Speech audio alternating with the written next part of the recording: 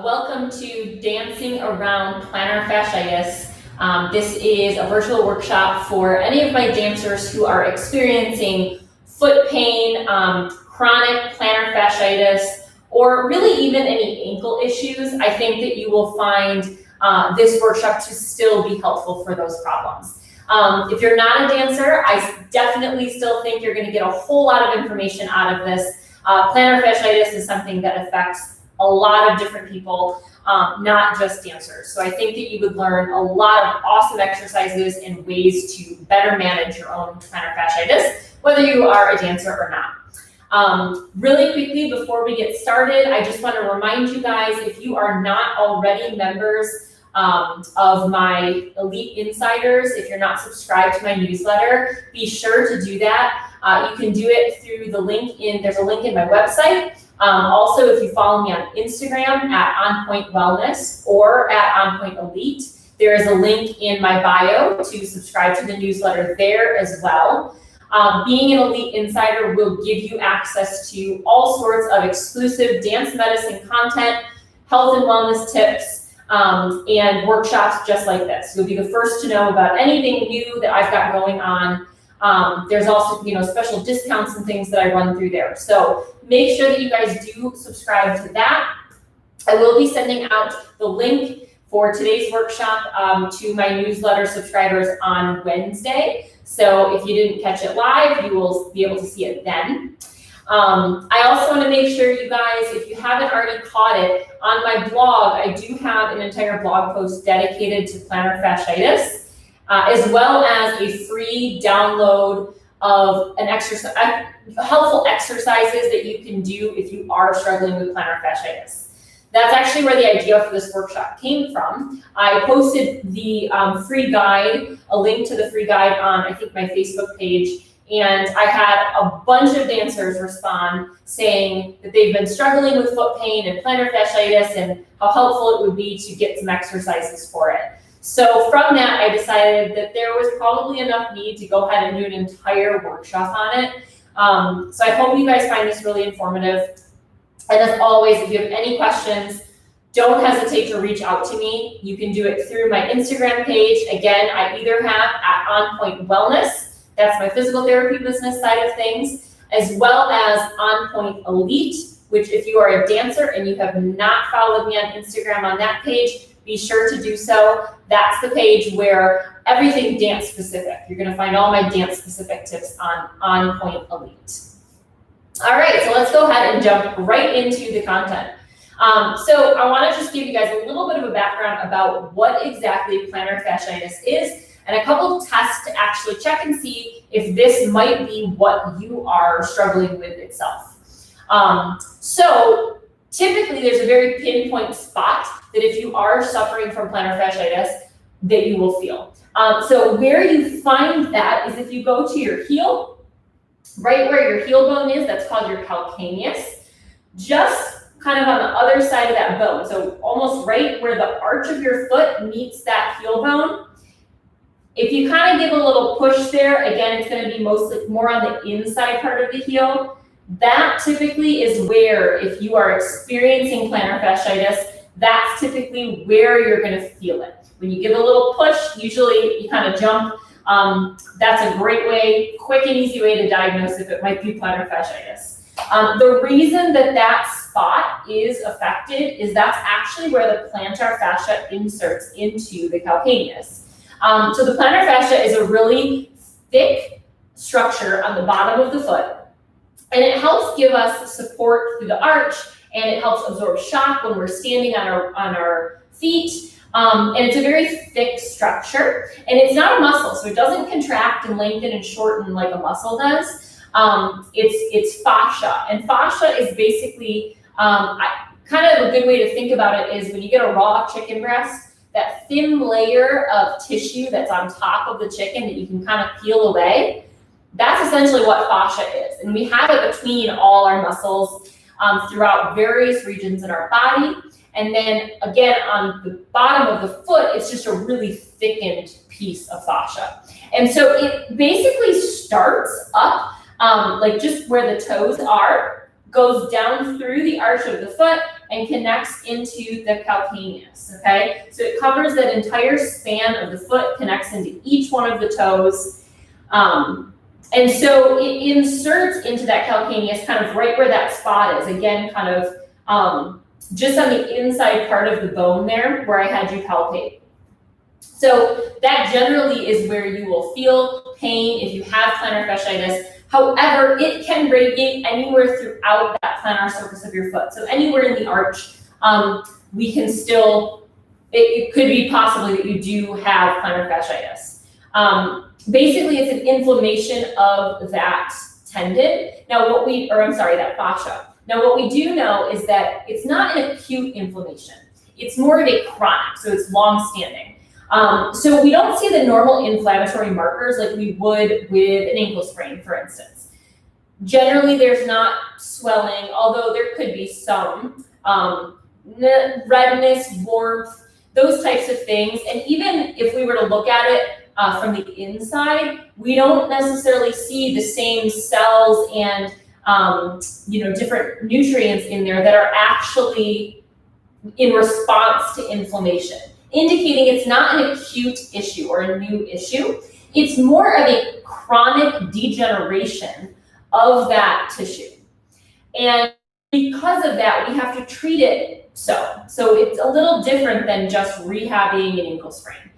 It is something that doesn't go away quickly. Most people that have plantar fasciitis, it takes a good amount of time for them to actually recover from this. It's not something that you can rehab in 1 or 2 visits usually. Although you may start feeling better in 1 or 2 visits, it's a long-standing problem for most people. And so we have to look at it in terms of a long-term solution. What's going to make it feel better now, and then what is going to carry you through to make sure that 3 months from now it's not still creating a problem.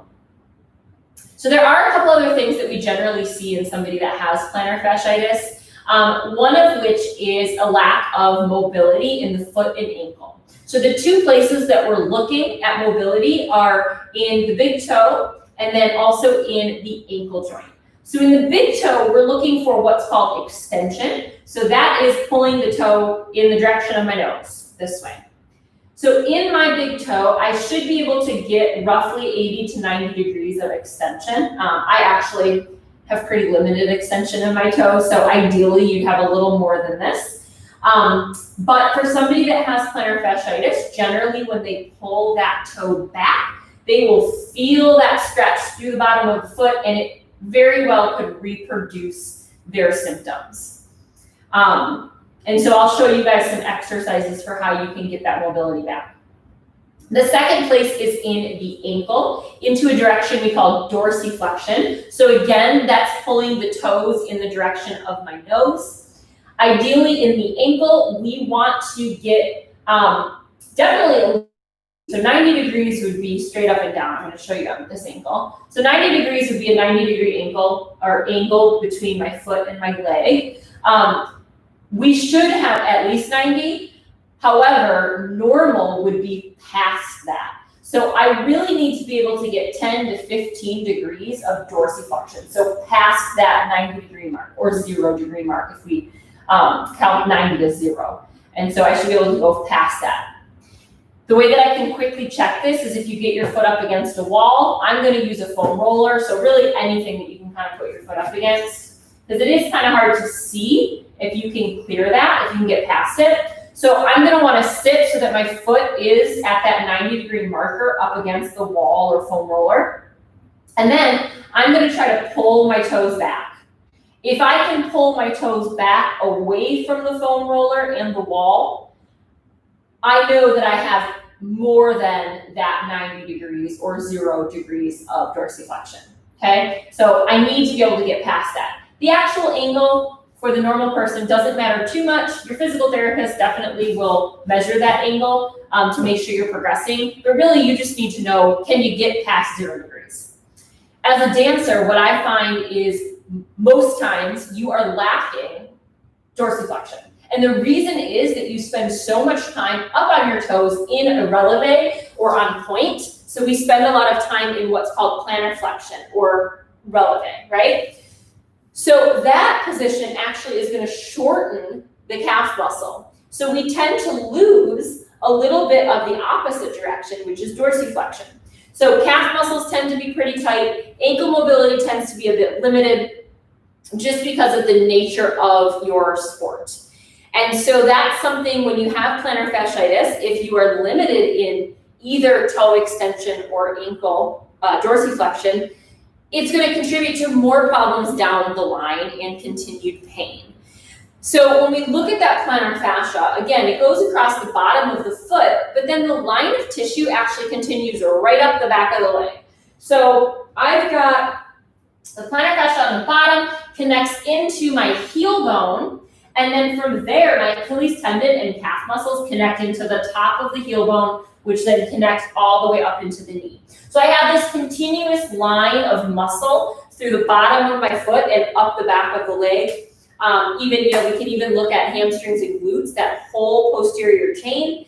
And so if we're tight through there, we actually lose mobility in the plantar fascia, right? So ideally, we have something called the windlass mechanism. And basically what that means is when we extend the great toe, it actually is going to pull on the plantar fascia, which is going to pull on the calcaneus or heel bone and straight up into the calf muscles. And so position of discomfort when you do have plantar fasciitis is this dorsiflexion and toe flexion in combination. And it's a great way to start, it's a great place to start stretching, right? So if I take my ankle and I'm gonna cross one leg over and I'm gonna first dorsiflex my foot. So coming into this direction here, then I'm gonna use my fingers and I'm gonna grab onto the toes and I'm gonna also extend the big toe here. So I'm dorsiflexing the ankle, I'm extending the great toe, and I'm essentially putting the stretch across that entire line of tissue. Plantar fascia up through the calf muscle, okay? Again, if you have plantar fasciitis, this very well could be uncomfortable for you, but it is okay to stretch into this position because it is going to help elongate that plantar surface. You can even take the other hand while you're doing this and give a gentle massage at the same time to the bottom of the foot, and sometimes that's really helpful. So that's kind of the one place that I like to start everybody off at. When you're first experiencing symptoms, you're first trying to start some exercises, this is kind of the first go-to. We do absolutely need to progress beyond that, and for some people, this stretch really isn't enough. Again, dancers are pretty flexible, so you may find as a dancer, you don't feel too much going on here. However, if you are a dancer that dorsiflexion is really limited in, this may be the perfect place for you to start. So it's just kind of trial and error. So make sure you try out some of these tests before you decide which exercises you are going to do. So that windlass stretch is stretch number one. Again, these stretches are also on the free resource. So if you haven't downloaded it yet, I will put a link in the description below so you can download a copy of the PDF with the exercises on it. Okay, so then the next mobility that we want to look at is getting even further into dorsiflexion in the ankle. And there's a whole bunch of different ways that we can go about doing that. The first way, I'm just going to show you kind of a classic calf stretch. So I'm sure you guys have seen this one before. If you've watched any of my workshops, I definitely have talked about this one. But I want to make sure that both of my toes are pointed straight forward. No turn out. I know my dancers like to turn that back foot out, but I want you to be completely parallel, okay?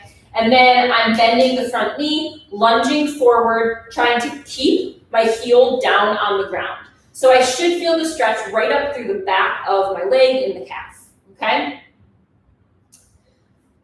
You want to hold this at least 30 seconds when you do it. You can also do it you can do kind of a dynamic stretch. So if you do 10 times back and forth, and then on that 10th time, just hold it for about 30 seconds. That way you get a little movement with the mobility at the same time.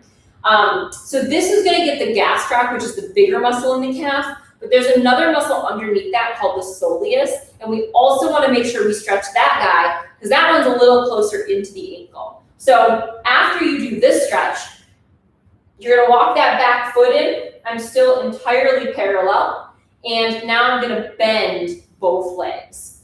So you can see I'm still getting my ankle into that dorsiflexed position. But if you do this, you may notice you feel the stretch a little bit closer into the ankle itself. Now I will tell you to increase the stretch here. If you don't feel this, what you can do is put your foot on a step, or you can elevate it in some way. I'm just going to grab a plate here because it's what I've got. But I can also do this on my stair, and I can stretch just the same here. So I can prop my foot up onto an object or hang it off the step, and then with a straight knee, lean into it. So I'm really working that dorsiflexed position. And then so that's going to get the gastroc. To get the soleus, I'm going to bend a little bit in the knee, and now I should feel it a little more through my calf, or I'm sorry, through the ankle. So just as a side note for my dancers, if that calf muscle and ankle dorsiflexion is limited, as it is very often with plantar fasciitis, you're going to find one of the things that you're going to probably be complaining of is a difficulty getting down into your plies at a good, full depth, right? So when I go into plie, if my calves aren't long enough and I don't have dorsiflexion, I'm going to be limited here. So in some way, I'm going to end up compensating. Maybe the heels will pop up. Maybe my ankles and knees will roll forward. I'm going to try to get around my lack of dorsiflexion. So this is a great way, plantar fasciitis or not, to really increase the depth of your plie by getting more dorsiflexion through the ankle. Okay. The last way that I want to show you, that stays standing. Whoop. The last way that I want to show you how to get that dorsiflexion range of motion is through a deep squat or a lunge. And this is the way, so we kind of, the level 1 is when you're sitting with the foot crossed over, pulling back. Level 2 would be doing it on the floor. Level 3 is elevating that foot up onto something, or the toe up onto something. And then this last step is going to get you the most amount of dorsiflexion. So if you're already really limited, I wouldn't necessarily start with this one. So you kind of got to feel it out and figure out which one works best for you. But basically what you're going to do is you're going to get into a nice deep lunge and stretch it. So I'm going to come down onto the ground. I'm going to lunge forward onto my front leg here and trying to keep that heel down. And then I use my arm to kind of give a little extra pressure through my knee as I move that ankle into dorsiflexion. So you can see this one has the greatest range of motion. Just be real careful. I don't want that heel to pop up because then you're cheating around that dorsiflexion. So keep that ankle down. You may feel some pulling through the bottom of the foot at that plantar fascia attachment. It is okay. I don't want you to push too far into pain. However, I do want you to push to a little bit of discomfort because we do need to stretch that tissue. So this is one way. I can also, if I'm really ready for a little bit more stretch, I can get my foot, I'm going to grab a step stool here. I can get my foot up onto a chair or step stool here and do the same this way, lunging forward. So you can see nice big range of motion there. So all of those ways those are great ways to increase that dorsiflexion range of motion if you are struggling with plantar fasciitis, or again, if you're just limited in your plies. What this kind of surprises a lot of people that when we're talking about plantar fasciitis, we focus so much on the ankle and the calf instead of right in the foot.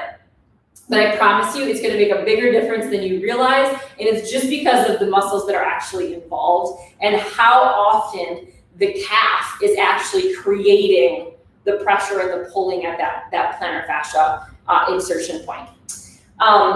Okay, so we talked about dorsiflexion. The other thing really quickly I do want to show you is extending that great toe to get more for extension. So the first one that I showed you will work on that first toe extension. So where I just was sitting on the ground, pulling the toe back this way and the ankle, that's going to give you some extension, but again, it's not going to be a whole lot. So to progress that direction, you can do it in standing. I'm going to prop up, again, I'm in parallel. I'm going to prop up onto my back toe and then give a little bend through the knee and try to extend and kind of pop that heel up and extend through that first toe. And so when I do this, I'm kind of putting a little bit of weight through it, and I'm thinking about pressing the front of my ankle closer to the ground to get that first toe to extend here. I could also do it if I come right down into a squat. This is going to be a little bit more pressure, but I can come down into a squat and pop up onto the toes this way. So I'm extending through that first toe. Here, if I need a little bit more range of motion. Again, probably going to feel some pulling through that insertion point of the plantar fascia. It's okay. It is all right to push through some amount of discomfort. Just make sure that it's tolerable. If you're wincing in pain, you're probably going a little bit too far. And you don't want the muscles to actually guard up against you. So you don't want to fight too much pain there. You really just want to go to what a comfortable, tolerable amount of stress while still progressing. All right, so that should take care of the mobility component. So we've got ankle dorsiflexion and first toe extension. Those are the two main things that you are going to focus on mobility-wise for the plantar fascia. Next up, and the most important thing, is we actually have to talk about strengthening. So rehabbing plantar fasciitis is not just about the mobility. It is a piece of it. It is an important piece of it. However, if you stop at mobility and you never implement the strengthening, you are not going to solve this problem for yourself. And I really can't stress that enough, how important the strength component of this is. There's a lot of research that they put out there. Again, some of this is linked in the blog post that I mentioned, which I'll link in the description below. But there is a lot of information out there, research, that shows that the more that we actually put a high load stress on a tendon, the stronger it gets and the better it will heal. So, and the plantar fascia acts as a tendon does. So we know that high loads and stress on the plantar fascia is going to actually get this problem better. If we don't load it, that's where we kind of get stuck in this chronic pain and inflammation problem. So to strengthen it, we're really going to focus in again on two main areas. We're going to look at the calf muscles, and then we're also going to look at the foot itself. Absolutely, if you are somebody that is struggling with plantar fasciitis, I can't stress to you enough the importance of going and actually getting an evaluation from a physical therapist in your area. Because again, these exercises are great, but there's a lot of other things that go into this. I'm focusing on just calf and foot exercises for you, but you may have some hip imbalances or some quad or some hamstring issues, even all the way up to the core. And so making sure that you're addressing the body as a whole is really, really important, and absolutely outside of the scope of what this workshop is. So please make sure that you do get assessed by a certified or a trained physical therapist or fitness professional. But for strengthening, the first thing that we're going to talk about is really just doing heel raises, okay? So releves. You guys do these all the time, but we're really going to make sure that they are very focused and you're doing them in proper alignment, okay? So if you guys have been following me, you probably have heard me talk about doming a fair amount. I'm not going to go over doming right now. It is a very important concept, especially for plantar fasciitis. But because I've talked about it in so many other places, I want you to head over. I have a YouTube video that shows you exactly what doming is and how to do it. So I'm going to refer you guys over there. But for my releves, I'm going to make sure the first thing I do is create that dome in my foot.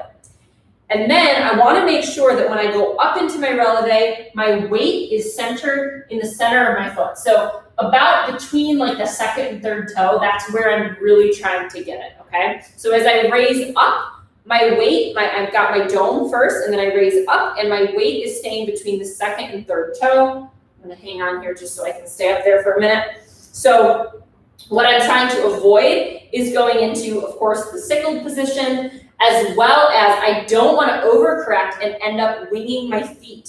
Okay, that's not going to be good for me either. I want to be right in the center. Okay, and then you're just practicing doing some heel raises and releves. Now I know you guys do a lot of these in class, but I really want you to focus on doing them as an exercise every single day at home to help rehab your plantar fasciitis. So what you're going to do is you're going to start with 30 repetitions, okay, with good alignment. Now that also means when I go up into that releve, as I get tired and I start to get closer to 30, no compensating. So I don't want to see those knees bending. I don't want to see your trunk trying to lift you. We're really trying to make sure that it's just the ankles and the calves doing the work for all 30. If you can't get to 30 with good form, take a break, then finish the reps after, and your goal is 30 uninterrupted. So level 1 is going to be doing those right on the floor, okay? Level 2, because again, high stress, high load, we want to put on that plantar fascia. So level 2 is going to an eccentric heel raise. So eccentrics is a slow, controlled descent, okay? And that is really going to put a lot more stress and tension on both the calf and the plantar fascia. So this is where we start to really be getting into those higher loads to help recover. So I'm going to go up on 2 feet, transfer my weight over, and come down on 1 foot. And I want to come down slow. I don't want to just fall down, right? So up on 2, down on 1. And you can absolutely hang on to something for balance when you do these so that you can actually control that descent versus just falling. So level 1, 2 feet. Level 2 is that eccentric. Level 3 is going to be just doing it on a single leg the entire 30 reps. Again, no compensating. So I don't want to see that knee bending or that trunk shifting at all. It's just the straight heel raise. Once you can do 30 on that single leg, time to keep progressing. You're going to bring it to a step or somewhere that heel can be dropped off again.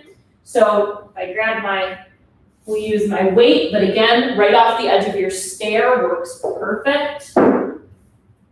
I'm going to repeat that exact same sequence, right? So I can do 2 feet first. Oops, sorry.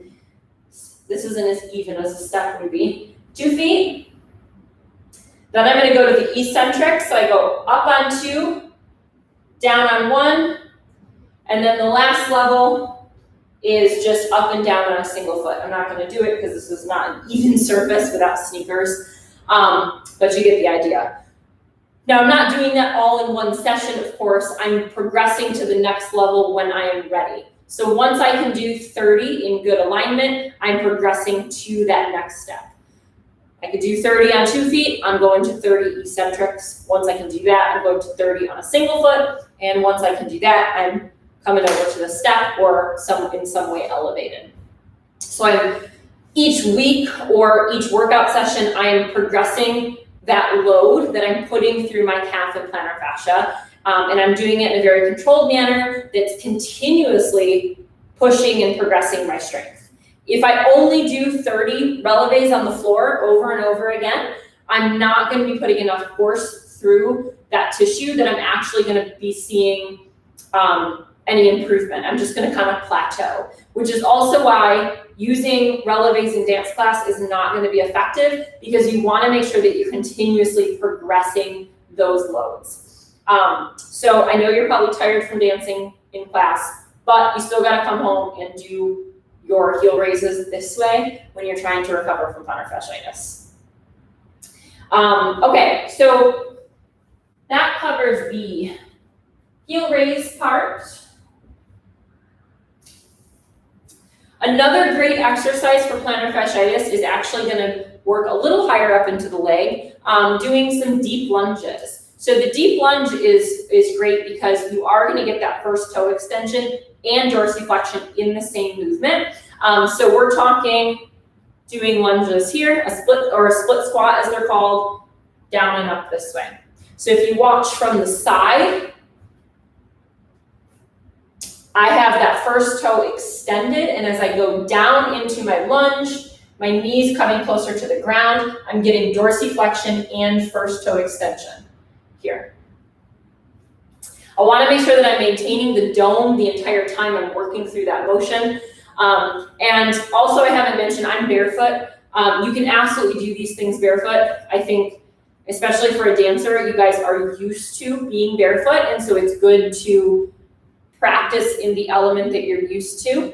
However, if you are having an acute flare-up of plantar fasciitis, or where there's a lot of pain, I would start doing these things in a sneaker first with a little bit of added support, and then you can progress to barefoot. But it's not wrong to do barefoot, and it's not wrong to do it in a sneaker. That is something that can vary person to person, and it is important you talk about that with your therapist to figure out what the best plan is going to be for you. There are a lot of other exercises that you can do that are going to work higher up that chain, but the biggest thing that I want you guys to start practicing if you are having plantar fasciitis right now are those few mobility stretches and then those calf raises. That's going to be the most important thing to get you started. And then from there, you're progressing into the bigger movements, the squats, the lunges, even deadlifts, things like that. There are a couple other, just kind of, as we've covered a lot in the exercise portion, but there are some other like added pain relief tools that are really helpful for dancers or for anybody that I'm sure you guys have probably seen. So I just wanted to touch on them really quickly. One of which is rolling the tennis ball, or I'm sure you've heard the frozen water bottle on the bottom of the foot. So basically you're just giving yourself a little massage with as much pressure as you can handle. It's a great pain relief technique. It is going to help to a certain extent give you kind of work through mobility in the plantar fascia, but it isn't enough force to actually change the plantar fascia in any way. So we're not really deforming it or breaking up any scar tissue or anything like that. We're really just doing it more for pain relief if it feels good to do it. So it is something that is okay to do. It's great to keep a tennis ball in your dance bag. However, this alone will not solve your plantar fasciitis. So if you're somebody that comes into me and you say, I've been rolling a tennis ball on the bottom of my foot for the past 3 months and nothing's different, it's probably because you haven't tried any of the actual exercises, right? So just doing manual techniques like this, they're helpful, they're a piece of the puzzle, but they will only give you short-term changes. The strengthening is what's going to give you long-term change. Lastly, I just want to touch on the foam roller. I told you guys a lot of dancers are often surprised by how much the calf is actually tied into their plantar fasciitis or their foot pain. So most of the time people come in and they're like, no, it hurts right here on the bottom of the foot. And so that's where they've been spending all their time, massaging it, exercising it, whatever they're doing. Very few people actually have checked up in the calf to see what's going on there. But I can tell you, doing this for a long enough time, pretty much every single dancer that comes into me that has foot pain, the first place that I start, I check their calf and I see, are there any trigger points or are there any sore spots up in the calf? And I would say probably 100% of people that have plantar fasciitis have something going on in that calf. And that's just because, again, of where those muscles attach and the way that they pull on the heel bone and the plantar fascia. So not very many dancers realize that they need to attack the calves. So an easy way that you can start doing something at home, aside from going in and having a therapist actually do some manual work with it, is just using your foam roller. So I just wanted to touch on the proper way to use the foam roller. Just like the tennis ball, it is only a piece of the puzzle. It is in no way going to heal your plantar fasciitis. You could do this every day for 5 years, and you probably would still wake up with plantar fasciitis because it's not solving the reason that the plantar fasciitis happened. It's just giving you a temporary pain relief. So as long as you know that going into it, use it as a tool, but then do your strengthening exercises on top of it. So to use the foam roller, I'm going to go from my ankle, so the back of like where my Achilles is, all the way up to the back of my knee, and that's where I'm gonna focus the rolling. You don't need to stay here all day. 5 to 10 times up and down the leg is plenty. Any more than that is not gonna make a change. Or it's not gonna make any additional change that 5 to 10 times wouldn't. So level one, or step one, is up and down the calf. The next thing I'm gonna do is when I find a spot that feels really tight and restricted, like a little trigger point, I'm gonna stay on that spot, and then I'm gonna roll my calf side to side. So I've gone long ways over that spot, and then I've gone side to side. If you need a little extra pressure, you can use the other leg to give it. Don't push as hard as you can, because you will find your muscles kind of spasm up and guard against you because they're trying to protect you. So tolerable amount of pressure here. The last step is I'm gonna stay on that spot that feels pretty restricted, or I can go find a different one that feels restricted. I'm gonna hold the same amount of pressure there, give a little extra help from the other leg if I need it. I'm gonna move it just so you guys can see. And then I'm gonna point and flex my foot. I'm not pressing any harder. I'm not digging in as hard as I can. I'm just getting the muscle to contract and relax, which is actually going to get the layer of tissue to glide past each other at a deeper level. Pushing harder does not make those tissues glide deeper. Contraction will actually get more of the tissues to glide at a deeper level. So this last piece is actually my favorite one to do for people. If you only had time for one thing, I would pick this one. Okay, so we've kind of gone over mobility exercises, we've gone over the strength exercises, and then some extra manual cues or manual tools that you guys can use. Lastly, I would say, the biggest complaint of people that have plantar fasciitis, kind of the common symptom, is waking up in the morning. That's when people have the most amount of pain. Those first few steps out of bed. As somebody that has struggled with plantar fasciitis in the past, I totally can sympathize with you. It is not comfortable. The reason being is when we sleep, most of the time, naturally, our feet fall into a plantar flexed position, kind of this way. And so that tissue naturally is in a shortened position here. Remember, I said it's stretched when we extend. So I've been in this shortened position all night while I'm sleeping, and then I get out of bed and I extend, and that tissue is being pulled and stretched. And so there's so much extra tension on it. That's why those first few steps, you kind of feel like the zombie, right? So what you can do to combat that is first thing in the morning, before you even get out of bed, stretch the ankles, okay? Try to get that tissue warmed up. So you can do some ankle pumps, really focusing in on the dorsiflex position, so pulling into this direction. You can sit on the edge of your bed, do some of that windlass stretching that I showed you. And then when you get up, you can, go ahead and walk around and get some mobility, or stay standing for a minute and just kind of get that tissue moving. So some deep knee bends, maybe bending forward, touching the toes, kind of get it slowly moving before you start taking those steps. And that probably will help relieve some of that discomfort that you're feeling first thing in the morning. You get moving earlier on, it's gonna warm those tissues up, you're gonna feel better throughout the day. All right. So that's about everything I wanted to cover for you guys today. Really, the thing that I can't stress to you enough is the importance of the exercises and the strengthening component. So if there's anything you take away from today, it's that piece. As I mentioned, you can head to my website or a link in the description to get a copy of the free PDF download with some different exercises in it, things we didn't go over today. You can also head to my blog. There's a post with some ideas there, as well as don't forget to check my YouTube page, because I put a lot of new videos up every week that are different exercises and things. So any of the foot and ankle exercises, even the hip and knee things, can be really helpful for this type of issue. So if you're looking for some new exercises to add to your routine, you can find them either on my YouTube channel, or they're also linked on my website. So I hope you guys found that informative and helpful. As always, please reach out to me if you have any questions about anything. Let me know if you have any suggestions for future workshops, and I can't wait to see you guys soon. Take care.